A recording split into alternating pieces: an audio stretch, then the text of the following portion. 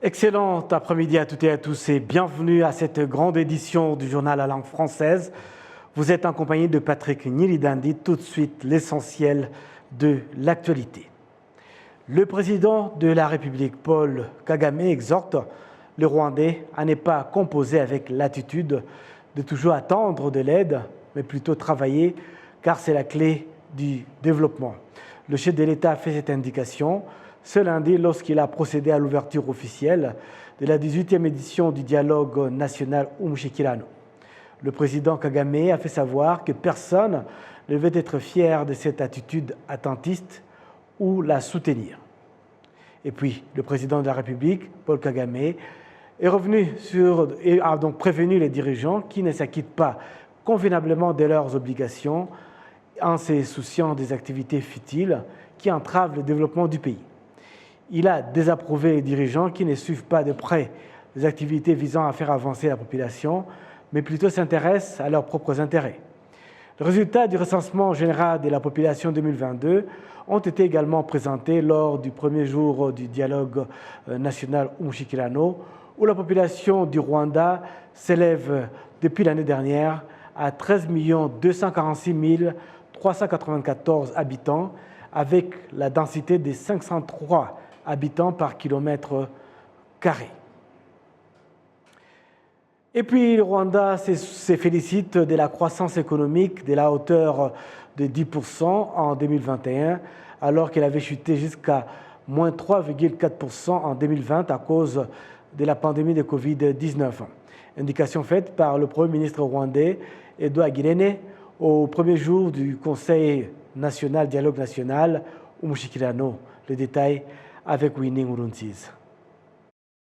Dans sa présentation préliminaire au premier jour du Conseil de dialogue national, Umushikirano, le Premier ministre Edouard Ngirente a montré que le gouvernement a mis en place différentes stratégies de nature à accroître la production agricole par le biais de l'augmentation de la terre arable sur toute l'étendue du pays. Il a également fait savoir que dans ces stratégies, un accent particulier a été mis sur la lutte contre le changement climatique en intensifiant l'irrigation. Pour y parvenir, le gouvernement a prévu une augmentation de plus de 2000 hectares à l'irrigation. Pour aider davantage les agriculteurs, le gouvernement a décidé de trouver des subventions aux agriculteurs dans la recherche des intrants agricoles. Au cours de cette année budgétaire 2022-2023, le gouvernement du Rwanda a accru son budget de 93% par rapport à l'année antérieure. Et au Premier ministre d'indiquer qu'avec ces mesures, la production agricole devrait doubler par rapport à la récolte pour aider les agriculteurs à faire face à la sécheresse qui compromet sensiblement la récolte agricole. Une sensibilisation a été menée auprès des agriculteurs pour qu'ils choisissent les cultures qui ne prennent pas longtemps. Pour pallier au déficit observé souvent dans l'agri-élevage, le gouvernement a appuyé l'assurance dans ces domaines avec une subvention de l'État de l'ordre de 40% au cours de l'année budgétaire en cours. Plus de 43 500 vaches sont assurées contre plus de 236 000 petits bétails. Et au Premier ministre rwandais de conclure que toutes ces stratégies laissent planer l'optimisme de relever davantage l'économie du pays qui continue de se remettre des conséquences de la pandémie de Covid-19. Winnie Nkurunziza pour la télévision rwandaise.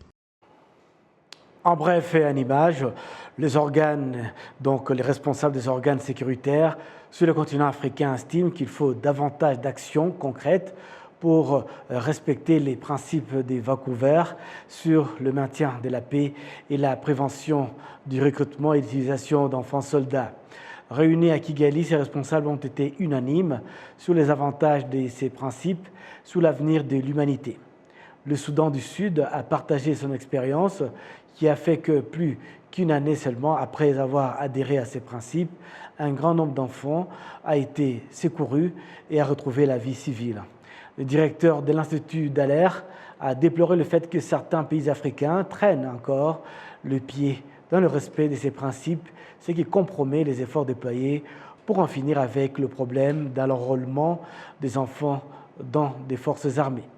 Le ministre rwandais de la Défense, le général-major Albert Moulasila, a fait observer que le respect de ces principes des Vancouver permettra d'assurer pleinement la protection des enfants malgré les conflits qui s'observent encore dans le monde. Les Nations Unies indiquent que plus de 6 000 enfants sont actuellement utilisés comme soldats dans des conflits armés à travers le monde. La secrétaire générale de l'Organisation internationale de la francophonie, OIF, Mme Louise Mushikiwabo, indique que la francophonie continuera de mettre un accent particulier sur le développement de la femme et de la jeunesse en particulier, car elle constitue la majorité des membres de cette organisation. Mme Mushikiwabo s'exprimait ainsi en fin de semaine dernière à l'occasion du petit déjeuner organisé par le French African Foundation. Suivez. Nous sommes une organisation aussi, à mon avis, et les chefs d'État au dernier sommet à Djerba m'ont donné raison. Nous sommes une organisation qui doit se tourner vers les jeunes parce que, d'abord, les pays francophones sont des pays où la jeunesse domine. Nous avons, je dirais, au moins la moitié de nos États membres sont des pays où nous avons jusqu'à 70% de moins de 30 ans. Et donc, nous devons servir, nos citoyens sont des jeunes en priorité. Mais aussi, je pense que pour notre organisation, ça nous inscrit dans le présent. Vous savez, il y a toujours, aussi bien pour la francophonie que le Commonwealth, il y a toujours une perception un peu coloniale de l'organisation. Moi, on m'a posé plusieurs fois la question, pourquoi vous quittez un poste aussi important pour aller à la francophonie, qui a un truc du passé, etc. Mais la francophonie est une très belle organisation. Parmi les priorités que vous avez souhaité mettre en avant, il y a donc la jeunesse, il y a également la question des femmes, la politique en faveur des femmes, l'éducation des filles, l'entrepreneuriat féminin, l'autonomisation des femmes en milieu rural notamment. Tout à fait. Vous savez, une organisation comme la nôtre, quand on parle de valeurs fondamentales, de ce qui nous définit, l'égalité homme-femme est une valeur absolument capitale. C'est une question de droit, mais c'est aussi une question d'économie, puisque on ne peut pas ignorer la moitié de sa population en termes de croissance économique, de participation. Vous savez, la femme est une vraie transformatrice de société. Et pour nous, en tant qu'organisation qui porte toutes ces valeurs-là, il est important qu'on puisse, dans notre travail, dans nos programmes de tous les jours, on reste une organisation assez modeste, en budget de 70 000 euros, par exemple, par an. Mais même avec ça, on peut faire beaucoup de choses, même si nous sommes beaucoup de pays. Et à la fois, l'éducation des filles, pour moi, en fait, une femme éduquée et une femme qui ne mendie pas est une femme qui est capable de mener tous les autres combats. Parce qu'il y en a beaucoup, il y a la violence, il y a le manque d'accès à la finance, il y a l'épanouissement de la femme sur plusieurs points de vue, mais l'éducation est vraiment la base de tout ça. Parce qu'une femme éduquée peut prendre des décisions bien informées pour sa propre vie, pour sa personne, mais l'expérience aujourd'hui montre aussi que, en tout cas dans les pays africains que je connais bien, la femme s'occupe d'elle-même, mais de sa famille aussi, de sa communauté et du reste du monde. Et donc, ça n'aurait pas de sens qu'une organisation comme la nôtre ne mette pas un accent tout spécial sur à la fois l'éducation, mais aussi l'autonomisation économique des femmes. Nous avons aujourd'hui un fonds, la francophonie avec elle, que j'ai mis en place au début de la période Covid pour soutenir les femmes, pour venir en aide, en tout cas rien que partiellement, aux femmes qui avaient perdu leurs moyens de survie à cause du confinement. Il y a beaucoup de pays de notre organisation où quand on ne sort pas de chez soi, on ne mange pas. Et donc, vous ne pouvez pas vous imaginer ce qui est un petit montant qu'on paye régulièrement ici à Paris au restaurant peut faire vivre une famille dans ces pays-là, surtout en milieu rural. Et la francophonie avec elle est un fonds que j'ai voulu aujourd'hui pérenniser au-delà de Covid et qui a montré, après 2 ans, beaucoup de bons résultats. Et ça contribue. Ce n'est qu'une contribution, mais une contribution importante. Le Rwanda s'est félicité de la croissance économique qui a atteint les 10% en 2021, alors qu'elle avait connu une chute de moins 3,4% en 2020 en cause de la pandémie de Covid-19. Entre-temps, le pays s'est développé avec le secteur industriel qui a atteint des résultats intéressants, suivant ce reportage d'Arabier. La zone industrielle de Masoro, dans la ville de Kigali, abrite actuellement suffisamment d'usines qui fabriquent divers produits pour le marché local et international. Il y a d'autres zones industrielles qui sont construites un peu partout et fournissent des emplois à pas mal de personnes. Les statistiques du ministère du Commerce et de l'Industrie révèlent que l'année dernière, le volume des exportations, en particulier en Afrique, était évalué à 112 milliards de dollars par rapport à 64 milliards de recettes d'exportation en 2020.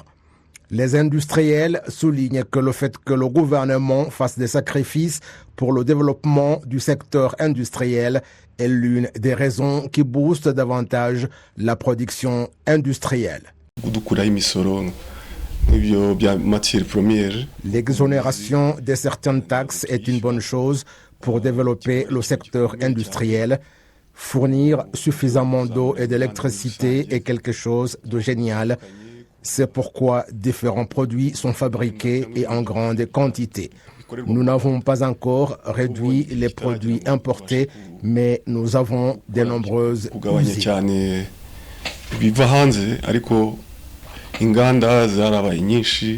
La première résolution du dialogue au Mushikiwano tenue en décembre 2016 stipulait que le pays devrait fournir davantage d'efforts dans le processus d'autosuffisance. Le budget étant l'un des indicateurs de ce processus, en 2018-2019, il était de 2585,1 milliards. En 2019-2020, il a atteint 3017 milliards. En 2020-2021, il était de 3464,7 milliards. En 2021-2022, 4440,5 milliards. Et pour cet exercice, il est de 4764,8 milliards de francs rwandais, dont plus de 80% sont des recettes internes. L'année dernière, les actifs du secteur financier ont augmenté de 17,7%. Les actifs du secteur bancaire ont augmenté de 18,3%, tandis que ceux du secteur des assurances ont également augmenté en moyenne de 17%.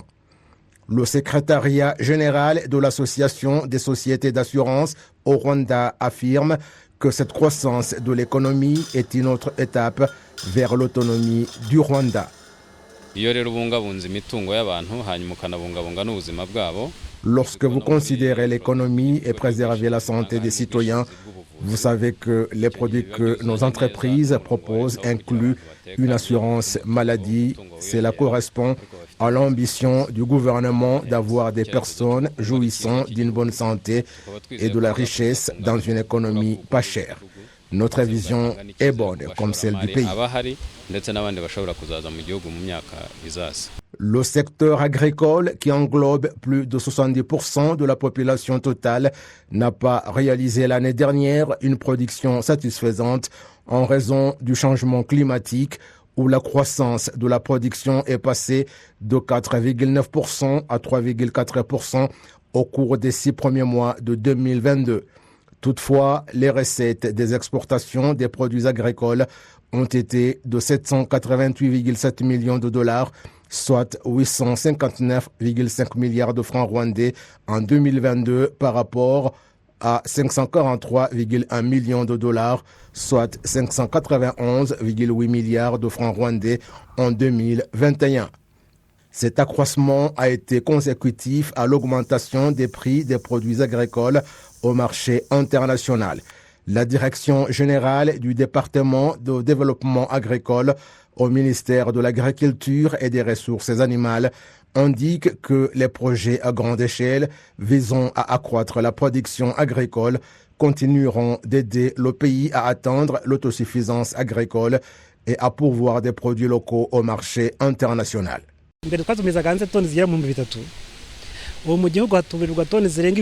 Nous importions 3000 tonnes et maintenant nous produisons localement 8000.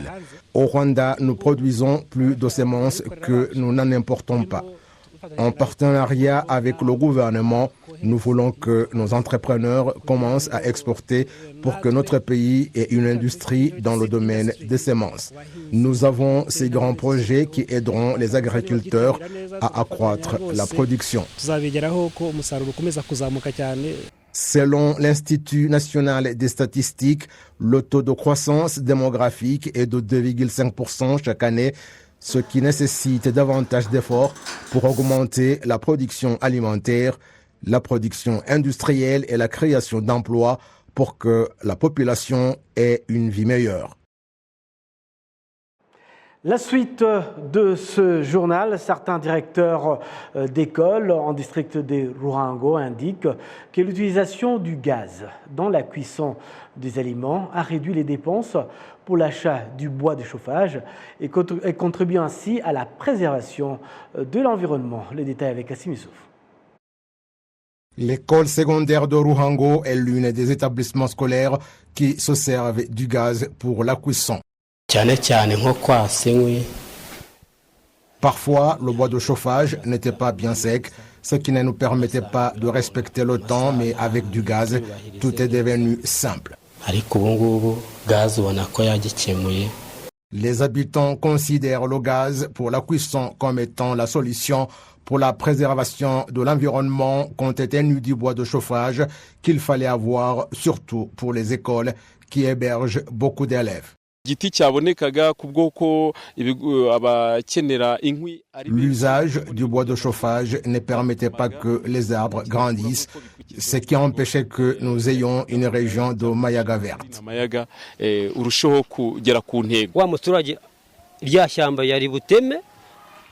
Comme le citoyen ne coupe pas des arbres, ils grandissent bien, ce qui permet d'avoir de l'air pur et la pluie. C'est important et ça va réduire la consommation du bois de chauffage. Le lycée de Ruhango et l'école des sciences de Bimana sont parmi les 5 écoles en district de Ruhango qui ont reçu du gaz. Elles admettent que lorsqu'elles se servaient du bois de chauffage, il leur fallait 250 stères qui occasionnaient des dépenses considérables. Un simple calcul montre que si on utilisait du gaz, nonobstant son coût, il y a beaucoup de choses qu'on préserve et c'est en long terme.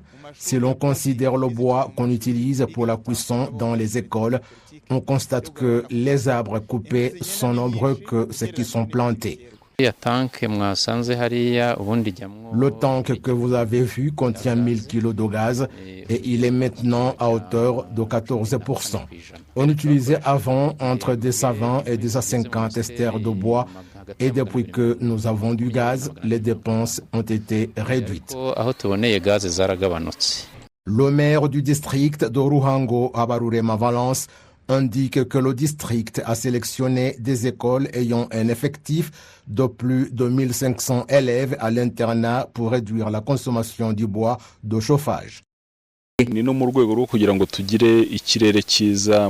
Et c'est dans le cadre d'avoir un bon climat et un excellent environnement. Il y a également l'utilisation du gaz pour la cuisson au lieu du bois de chauffage dans les grandes écoles du district de Ruhango. Nous avons fourni l'année dernière du gaz à 5 grandes écoles qui ont un effectif très important de plus de 1500 élèves. Tout va bien et c'est une solution à d'autres combustibles que nous utilisons. Le programme du gouvernement relatif à l'utilisation des produits végétaux dans le bois de chauffage et le charbon de bois prévoit que l'année 2024 sera achevée alors que les ménages se servant de la méthode de cuisson traditionnelle sont réduits jusqu'à 40% et à 20% jusqu'en 2030. L'espérance de vie du Rwandais a atteint en 2022 69 ans. C'est ce qui ressort du 5e recensement de la population et de l'habitat réalisé au cours de l'année dernière. Signe de bien-être actuel du Rwandais, car c'est l'une des moyennes les plus élevées au monde.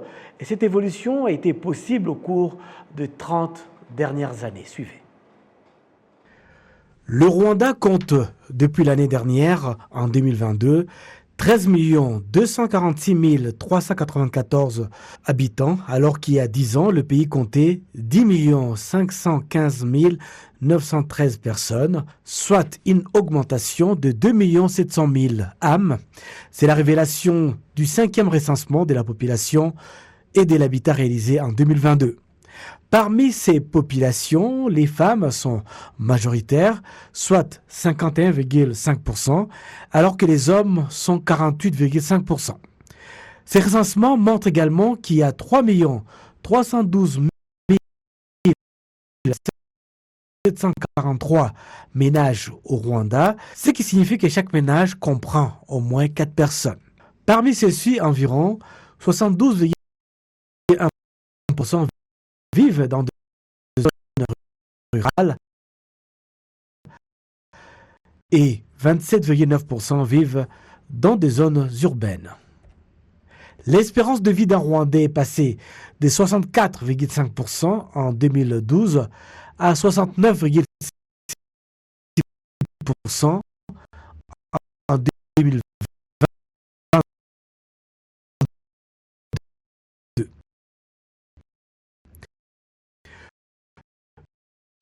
Le chef de l'État rwandais qui a assisté à la présentation. Nous vous prions de nous excuser pour la qualité de cet élément. C'est donc avec cet élément justement que nous mettons un point final à cette grande édition du journal en langue française. Au nom de toute l'équipe qui m'a accompagné tout au long de cette édition, je vous souhaite de passer un excellent après-midi en notre compagnie.